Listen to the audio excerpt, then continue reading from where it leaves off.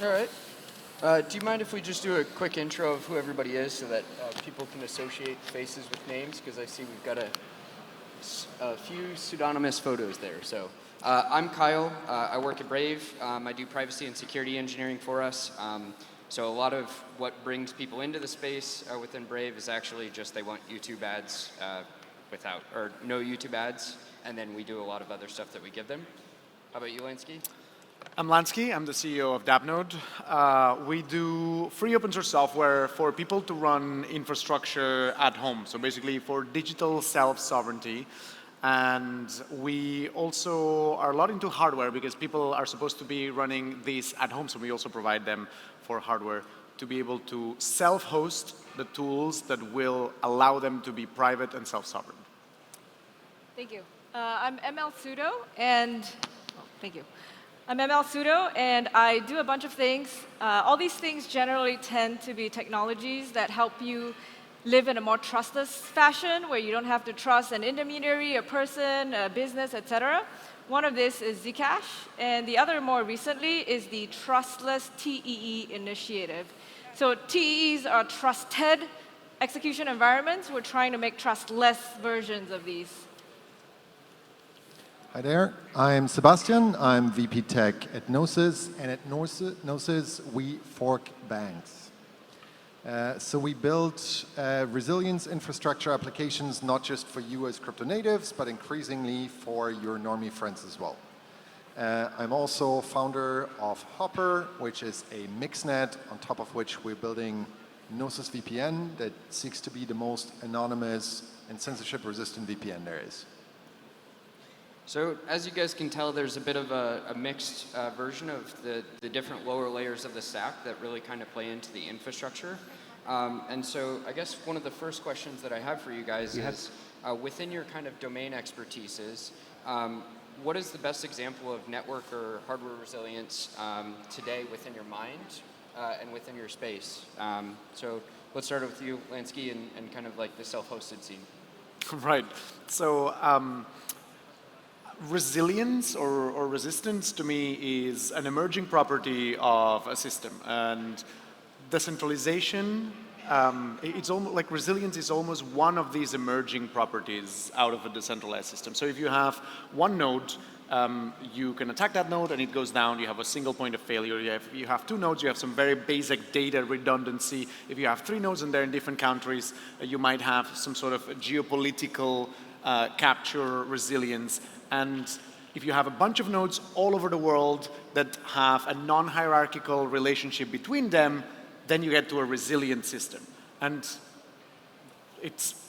we're where we're at right now. And I think blockchains are a very good example of this. And Ethereum in particular has dedicated a lot of effort into creating a validator system, a validator set that is decentralized and all over the place. So honestly, Ethereum is a really good example of what a resilient system is. Yeah, go ahead, Sebastian. Yeah, just to support Paul, I guess the canonical answer here is, Dappnode is an example of resilient infrastructure. But I would say the more contentious answer is, we make people believe that proof-of-stake systems, that is what secures a network, but that is incorrect. When push comes to shove, nerds protect networks. So, actually, appreciation and education of nerds and nerd culture is what leads to, security, including hardware and network resilience. Okay. So I wanted to be a little bit spicy. So running your own hardware is important. Having decentralized nodes is important. The trustless hardware angle is that you can do a lot of things to kind of remove trust from the software layer. But if, at the end of the day, you can't audit your hardware, you don't really know what it's doing, you're not that secure. It's not just me saying this. Vitalik's blog in September called Open Hardware and Verifiability, something like that, basically makes this statement. We can be as decentralized and trustless as we want at the software layer, but if you don't go down to the hardware layer, everything is turtles all the way down. Yep. I think something to highlight there that came from my computer security professor is that eventually at some point, even within cryptographic systems, you have to trust somewhere. And what we're trying to do is we're trying to push lower and lower and lower. The reality is, though, quite a few people aren't going to go dig up some sand and make their own silicone and then write their own chips and take it in that sort of way. So I think this is another thing that we should kind of chat about a little bit. How are you guys thinking about the trade-offs between users who don't want to maintain and run their own infrastructure, but are upset with the trade-offs that exist at the application layer because of these sorts of like walled gardens that are built? Right. So you're talking about unicorns, yeah? Those do not exist or are minimal. Like there are people who want to run, and they understand what it takes, and they are willing to run. And there's people who put all of their private data to ChatGPT.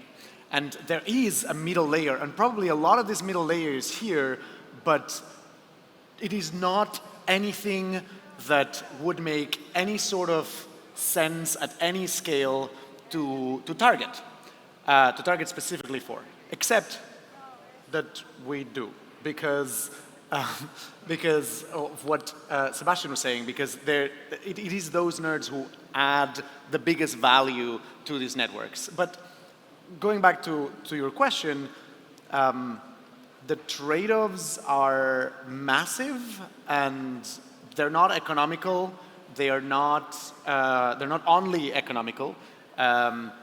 They are almost ideological, and also you cannot expect everybody to, even if they're minimally interested, to say no or to renounce, to make the sacrifices that it takes to become private. So ideally, we build systems that push this boundary of trust further away, and we let people connect to that through an RPC. And yes, they are trusting this RPC, but at least there's some verification on this RPC that can be done at browser level, for example, with a light client, with whatever it is.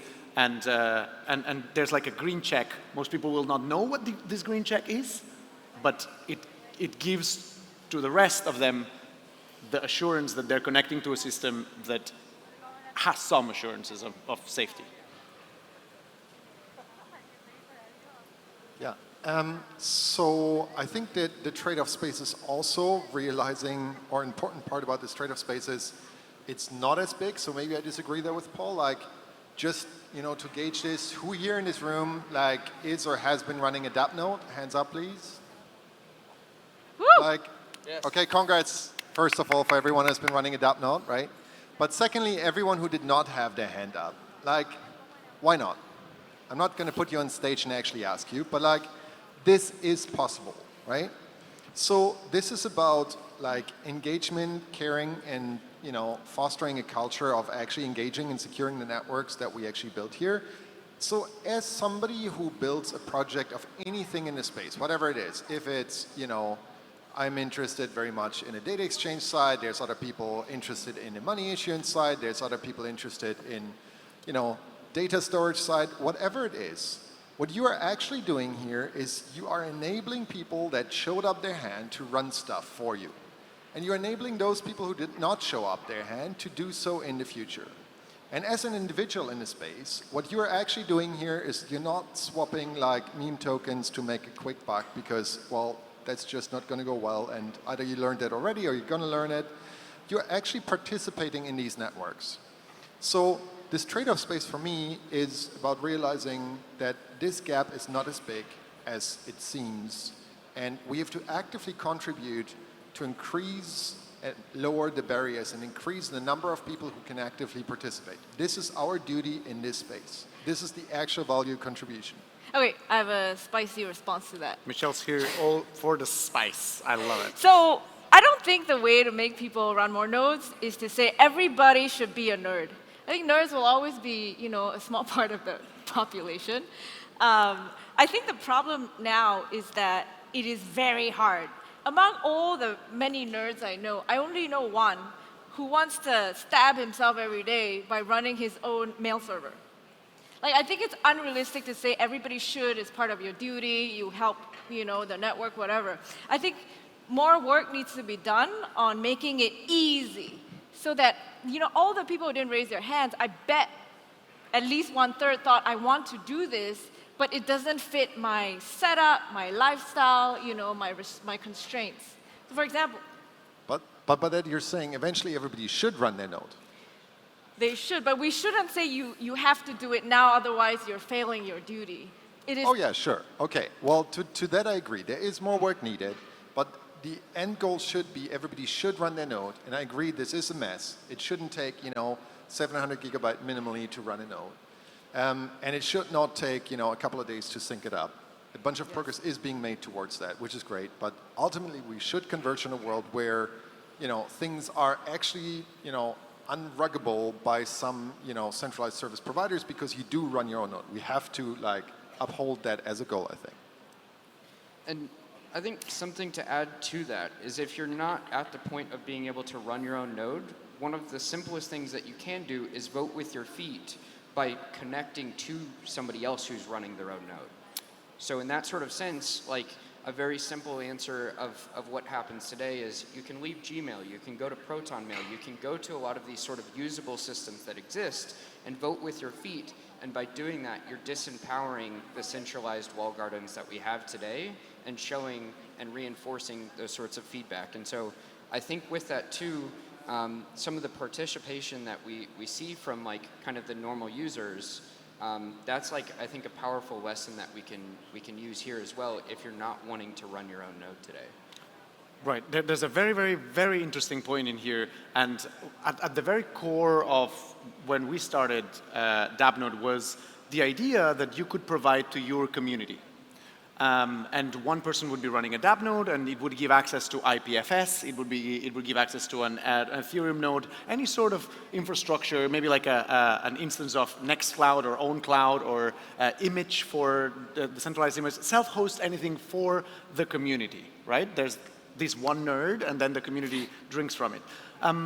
But some things that have maybe economical value have just sort of made us close this a little bit more. Oh, if I'm running my Ethereum validator, maybe I'm not going to open this node to everybody else. So here is the next stage is creating systems where this trust, this implicit trust that we have for our node into other people can be eliminated. Can we create a verification system on top, a cryptographical verification system on top, where I, as a consumer, I can use a service.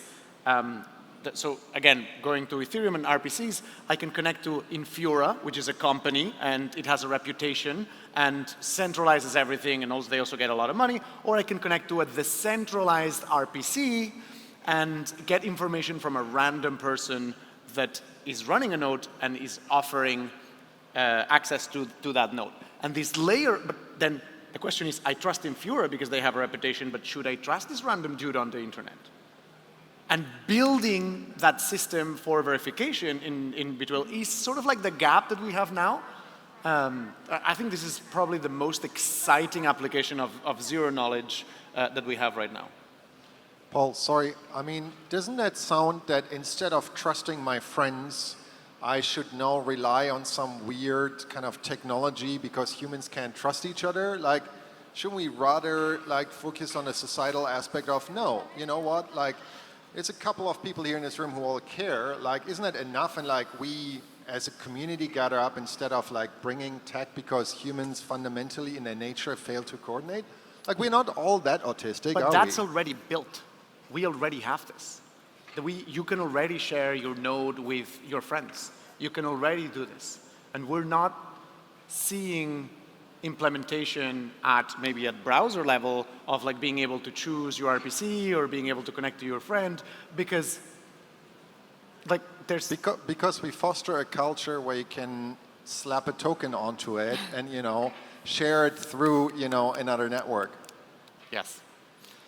Among other things. Suda, I want to have you jump in here a bit too and talk a little bit about kind of how we can exhibit kind of practical privacy when we're utilizing these sorts of things. And so I think this is what is interesting about the TEE space is we may be taking trade-offs in terms of centralization or decentralization, in order to get these sort of things deployed, but we're making it easier for deployment structures in order to get more trustlessness with it. And can we do very simple things where we don't need fancy crypto for the privacy, but instead I can audit the the Docker container that's running in there and see that there's no logs that are actually logging this data in the first place. So do you want to talk a little bit about kind of like how you see the trustless TEE contributing to this movement?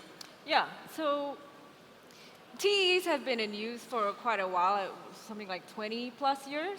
And the problem with them today is that they're extremely vulnerable to physical attacks, or so-called side channel attacks. And in fact, in just the last month or so, there have been several researchers that published research showing pretty inexpensive ways to side channel attack these TEEs. But at the same time, they remain very useful in terms of being able to do a lot of computation in a secure fashion without having to rely on other technologies, ZK, FHE, that are still pretty frontier. They're very limited in computation. So the question is how to make them more secure. And the reason they haven't been secure now, even though you have lots of large companies working on them, is they have actively chosen to choose performance over security. They even have written papers about this. And the reason for that, the reason it's not an insane decision for them is their threat model is this TEE is going to be hosted by Amazon or Google in a very secure location with multiple layers of physical security access controls, et cetera. So it's not crazy to make that trade-off. The problem is now, technology in the last, 40 to 50 years has been built in an environment which is pretty benign. You have 1 to 4 major powers building technology. They generally like each other. They trust each other to some extent. But like the world is fracturing, right? People hate each other. They have the economic might to fight each other. And with Snowden's revelations, we now know that we can't really trust the things and the people that we have trusted in the past. So the way we make hardware hasn't changed. It's pretty crazy to think about it that way. So we have to make hardware in a way that fits today's threat models, which is all over from all directions. And so I'm working on a trustless TEE initiative where we are trying to make TEEs that are physically secure against these threat actors and make them also fully open. So one thing that a few people know is every Intel chip that has been shipped since 2008 has a little component called the management engine, which has extremely low-level access to everything that the chip is doing. And we're trying to go beyond that by making a fully open source chip, not just in the blueprints for the chip, but all the way to manufacturing the actual physical chip that you hold in your hands. This is a wild endeavor because doing hardware is so hard. And you can spend years creating something with open plans, but as soon as you go to manufacturing, you have to commit the money. Yes. And if then, after starting to print, some attack is discovered and there is a physical aspect of it that needs to be improved, you need to restart the process again. And I think this is also a reason why Intel or the TEE providers as well just decided to take them off their consumer hardware and go with the trust assumption that the person that's running it, Google, et cetera, what you were saying, that because it's so expensive, in order to do something like this, you need to be prepared for things to go wrong, and they will go wrong, and it will be very expensive. It's also very expensive when your nuclear reactor spins out of control. Extremely expensive. So I think this kind of hits at something that I heard in a talk previously a little bit about it was during DEAC Day about open hardware and kind of the struggles that they ran into within the hardware space. So how do you guys see that open hardware plays within this kind of movement to help us build this sort of infrastructure resilience? Like, I know with people like running nodes within HOPR, for the HOPR net, people are supposed to be running this themselves, but there's no sort of assumption about that the hardware is not being invalidated in some sort of way because we're doing all of the trustlessness at the architecture layer. So how do you think, like, open hardware may assist in being able to run these sorts of networks and potentially solve for some of these like trade-offs here that occur? Yeah, so I applaud any and all efforts towards open hardware.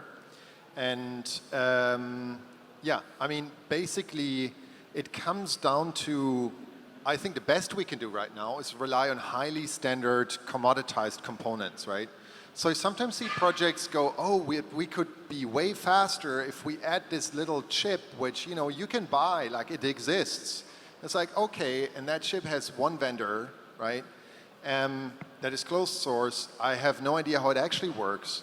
That is not helping, right? So I think the best we can do is have, you know, all the things that Michelle just mentioned on getting us towards, you know, something that is verifiable, but ideally have something which is running on retail available commodity hardware.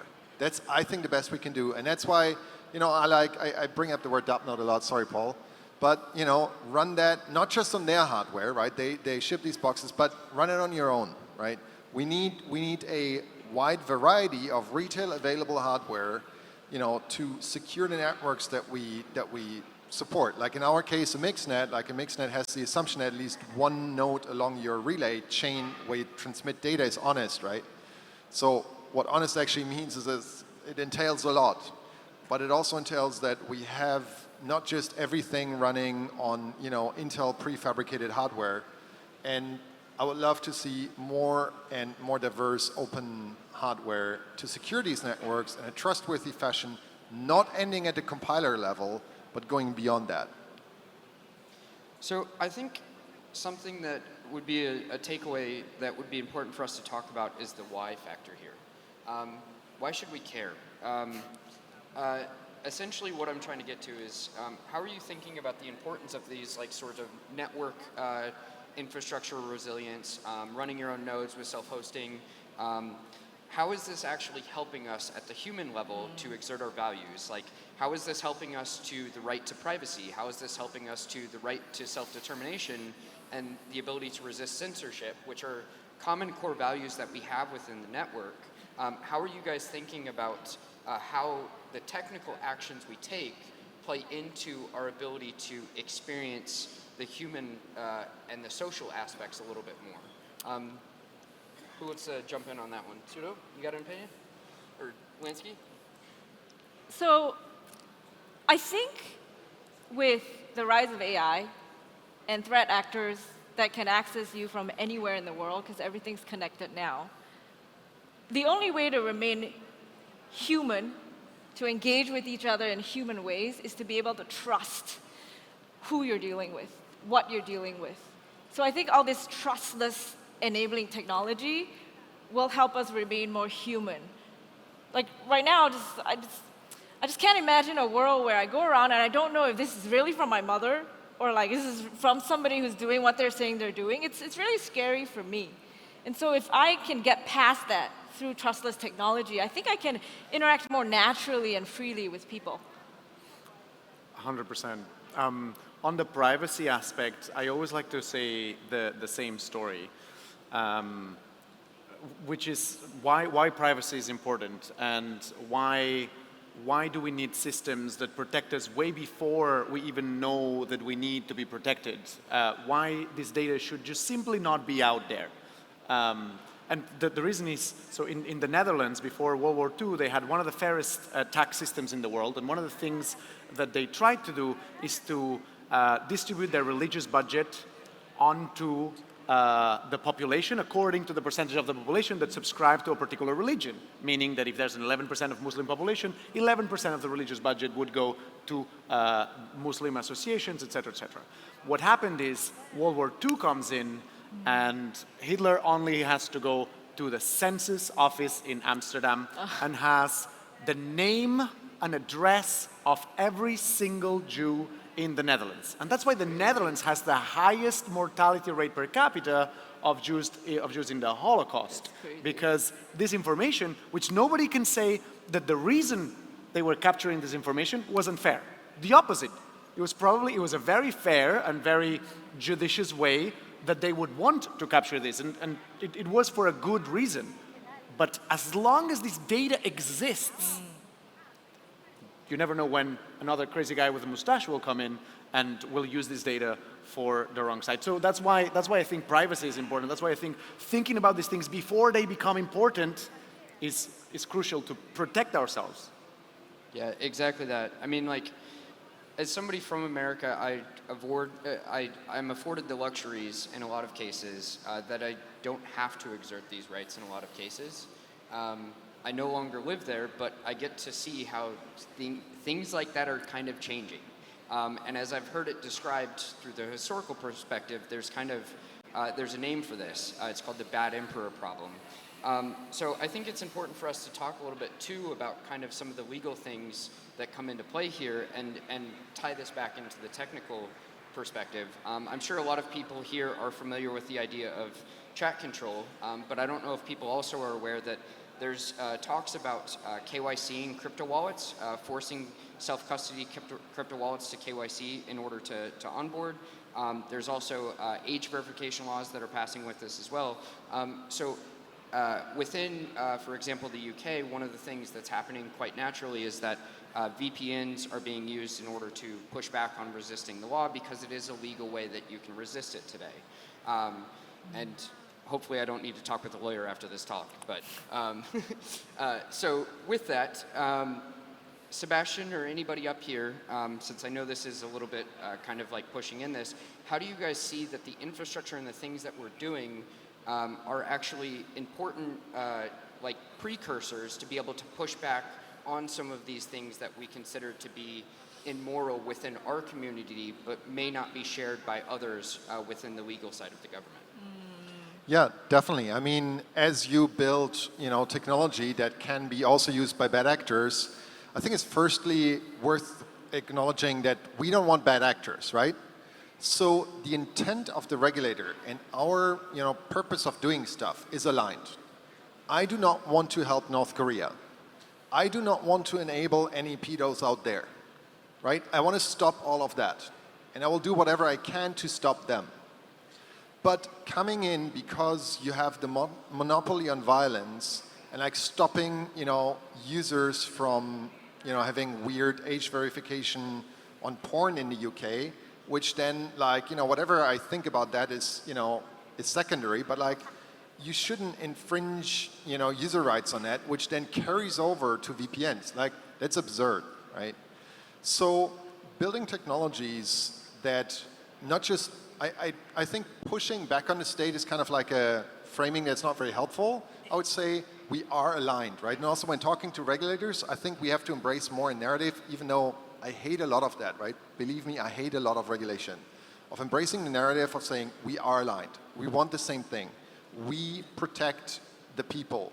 You do it via regulation and laws. We do it with technology. We want the same thing though.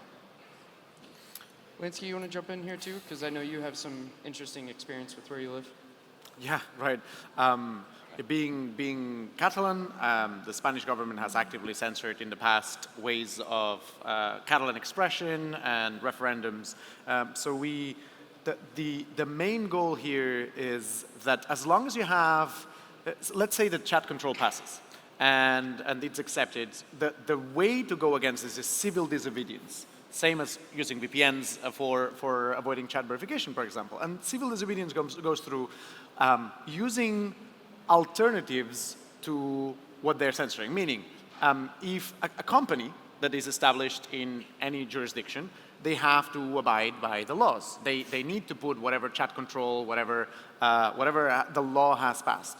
But therefore using something where you can just connect to another provider. You don't have to connect to that company that has to comply, even if they don't want to. They have to comply.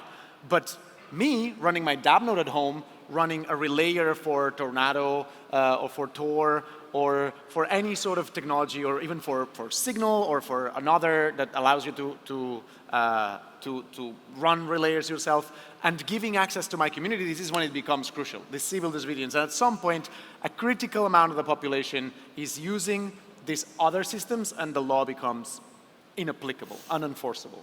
To add to that, I think like one way to, if you're building one of these technologies, it may be very frustrating, not enough people are adopting, et cetera, even though it makes a lot of sense to you and other nerds. But like the way I like to think about it is, if you look at the example of VPNs, if you built a VPN about like 15, 20 years ago, you built it because you believed in these values, in anti-surveillance, in privacy, in liberty, et cetera. But then what made you very rich over the last 15, 20 years is the fact that you could not predict that Snowden did what he did, right?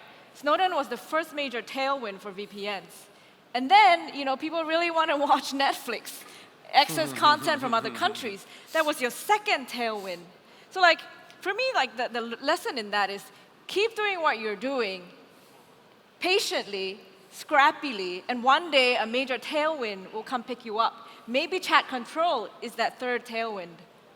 Yeah, definitely so. For decentralized social media, I see that will probably be a tailwind for it. So with that, I see that we're at time. So I appreciate that everybody coming up here and joining the conversation, mixing a little bit of tech and politics. Thank you guys. I think it's important that we push the Overton window a little bit.